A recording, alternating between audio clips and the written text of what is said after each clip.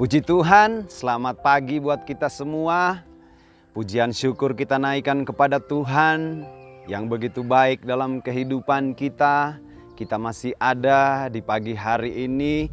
Saya percaya dan saya yakin itu semua berkat pertolongan Tuhan dalam kehidupan kita. Sebelum kita melangkah lebih jauh di hari yang baru ini, kita mau bekali kehidupan kita dengan firman Tuhan. Kita mau baca di dalam kitab Daniel.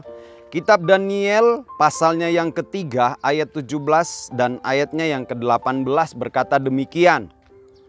Jika Allah kami yang kami puja sanggup melepaskan kami, maka Ia akan melepaskan kami dari perapian yang menyala-nyala itu dan dari dalam tanganmu ya Raja. Tetapi seandainya tidak, hendaklah Tuanku mengetahui ya Raja, bahwa kami tidak akan memuja dewa Tuanku dan tidak akan menyembah patung emas yang Tuanku dirikan itu.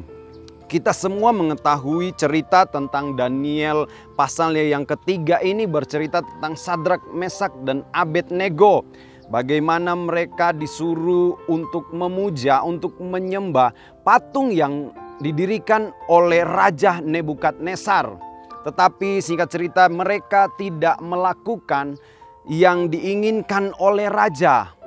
Mereka tidak melakukan apa yang Raja mau. Kalau saya mau beri judul renungan pagi ini, yaitu jangan menyerah. Pada waktu itu Sadrak, Mesak, dan Abednego dihadapkan dengan masalah yang besar. Kalau mau dibilang nyawa taruhannya. Nyawa mereka bertiga. Karena apa? Kalau mereka tidak menyembah patung, tidak menghormati keputusan Raja, mereka akan dimasukkan dalam perapian yang menyala-nyala. Dengan bahasa singkatnya mereka akan dibunuh oleh Raja. Tetapi kita melihat di sini Sadrak, Mesak, dan Abednego memiliki keputusan yang tepat. Mereka tidak mau menyembah, mereka tidak mau memuja, tetapi mereka tetap berpegang pada prinsip mereka bahwa mereka hanya mau menyembah Tuhan Allah mereka. Mereka tidak menyerah dengan keputusan mereka. Nah, yang menjadi pertanyaan dalam kehidupan kita, bagaimana agar supaya kita tidak menyerah dalam kehidupan kita? Bagaimana supaya kita tidak menyerah di saat kita menghadapi masalah? Yaitu jangan punya keinginan untuk menyerah. Jangan pernah punya keinginan untuk menyerah. Karena di saat kita punya keinginan untuk menyerah, itu ada potensi untuk kita menyerah. Dan itu sangat besar terjadi kalau kita punya keinginan untuk menyerah. Potensi untuk menyerah dalam kehidupan kita itu sangatlah besar terjadi. Jangan mau menjadi orang yang bahasa kerennya itu orang yang toksik.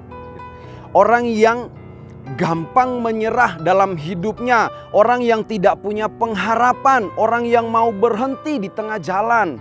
Tidak mau berjuang sampai akhir. Orang yang mau berkata, sudah saya mau berhenti di jalan aja. Saya sudah berbisnis terlalu lama. Saya jalankan ini terlalu lama.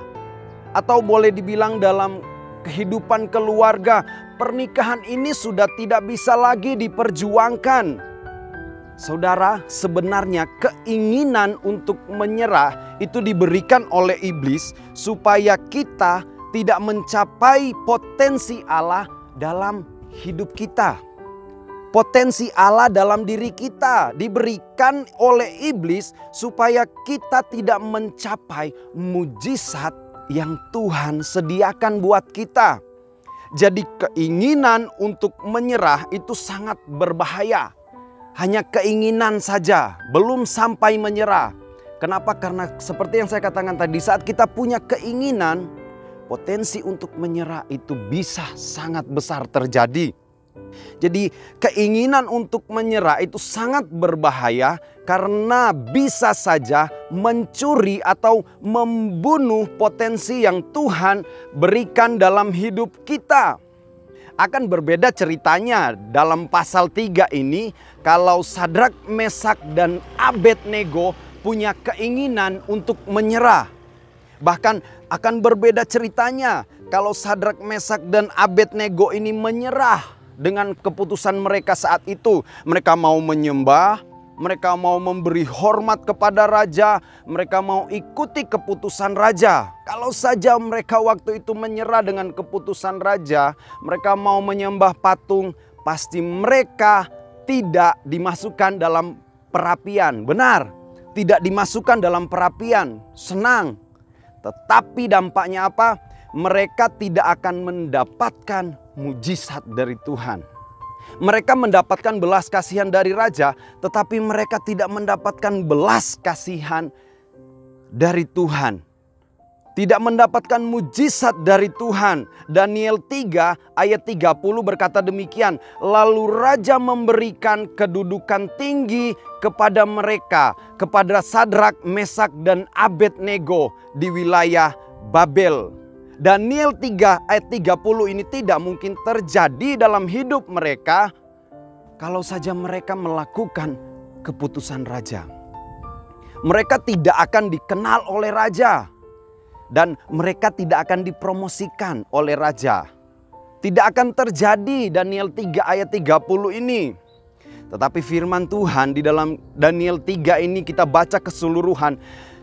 Ceritanya Sadrak, Mesak, dan Abednego ini tidak ingin dan tidak menyerah dengan masalah mereka. Tidak mau berhenti di tengah jalan. Mereka punya pengharapan yang teguh. Sehingga mujizat terjadi dalam kehidupan mereka. Mereka diluputkan dari perapian yang menyala-nyala. Dan mereka diberikan kedudukan yang tinggi. Mereka dipromosikan oleh Allah lewat Raja Nebukadnezar. Wow, jangan menyerah, miliki pengharapan yang teguh kepada Tuhan. Tuhan memberkati kita semua. Puji Tuhan, kita berdoa. Pujian syukur kami naikkan kepada Engkau Tuhan di pagi hari ini. Kami berterima kasih untuk kebaikan Tuhan dalam hidup kami. Sebelum kami melangkah lebih jauh di hari yang baru ini Tuhan, kami butuh pertolongan yang daripada Tuhan. Kami butuh penyertaan yang daripada Tuhan. Dan pagi hari ini Tuhan kami berdoa untuk bangsa dan negara kami. Tuhan berkati setiap pemimpin-pemimpin yang Tuhan telah percayakan untuk memimpin bangsa kami Tuhan. Biar hikmat yang daripada Tuhan anugerahkan dalam kehidupan mereka. Pemimpin dari yang teratas sampai yang terendah sekalipun Tuhan yang memberkati. Berkati juga Tuhan gereja kami GPDIC OTW Temanggung Tuhan. Tuhan yang senantiasa menolong, Tuhan yang senantiasa memberkati. Berkati Bapak dan Ibu Gembala kami. Berkati setiap hamba-hambamu yang Tuhan telah percayakan untuk membantu pelayanan yang ada di GPDIC OTW ini Tuhan. Biar senantiasa hikmat dan urapan yang daripada Tuhan senantiasa anugerahkan dalam kehidupan mereka. Berkati juga setiap umat-umat-Mu Tuhan yang ada di GPDIC OTW Temanggung Tuhan. Biar Tuhan yang senantiasa menolong kehidupan mereka, setiap aktivitas mereka Tuhan, pekerjaan, usaha, mata pencaharian mereka Tuhan. Tuhan senantiasa ikut turut campur tangan dalam setiap apa yang mereka lakukan. Kalaupun ada saat ini Tuhan jemaat-Mu yang berada dalam keadaan sakit, kami berdoa kepada Engkau Tuhan. Tuhan turun tangan dalam kehidupan mereka. Tuhan jamah, Tuhan sembuhkan Tuhan kehidupan mereka Tuhan saat ini. Terima kasih Tuhan, semua kami serahkan ke dalam tangan-Mu. Sepanjang hari ini Tuhan, kami percaya penyertaan Tuhan sempurna dalam hidup kami. Mengucap syukur kepada Engkau di dalam nama Tuhan Yesus Kristus. Haleluya. Amin.